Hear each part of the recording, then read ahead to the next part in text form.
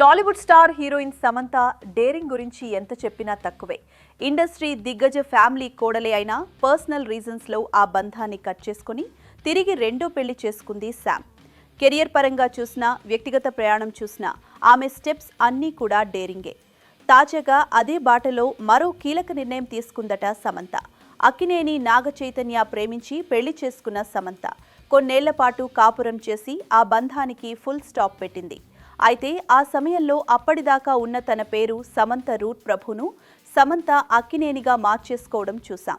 ఈ క్రమంలోనే తాజాగా మరోసారి తన పేరు మార్చుకోబోతోందట సమంత. నాగ చైతన్యతో విడాకుల తర్వాత కొన్నేళ్ల పాటు ఒంటరి జీవితం గడిపిన సమంత ఆపై దర్శకుడు రాజ్ నిడిమోరును ప్రేమించి పెళ్లి చేసుకుంది. ప్రస్తుతం వీళ్ల కాపురం సాఫీగా సాగుతోంది. ఈ నేపథ్యంలో రెండో పెళ్లి తర్వాత తన పేరును సమంత నిడిమోరుగా మార్చుకోవాలని డిసైడ్ అయిందట సమంత. అంతేకాదు తన అప్కమింగ్ సినిమాల్లో ఇకపై టైటిల్ కార్డ్స్లో సమంత నిడిమోరు అనే పేరు రావాలి అనుకుంటోందట.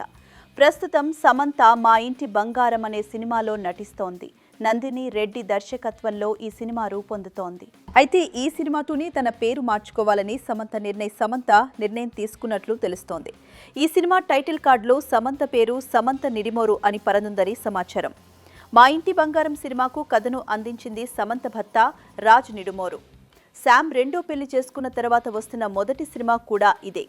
ఈ నేపథ్యంలోనే తన పేరు విషయంలో సమంత ఈ నిర్ణయం తీసుకుందని టాక్. అంటే ఇకపై సమంతను సమంత నిడిమోరు అనాల్సిందే అన్నమాట.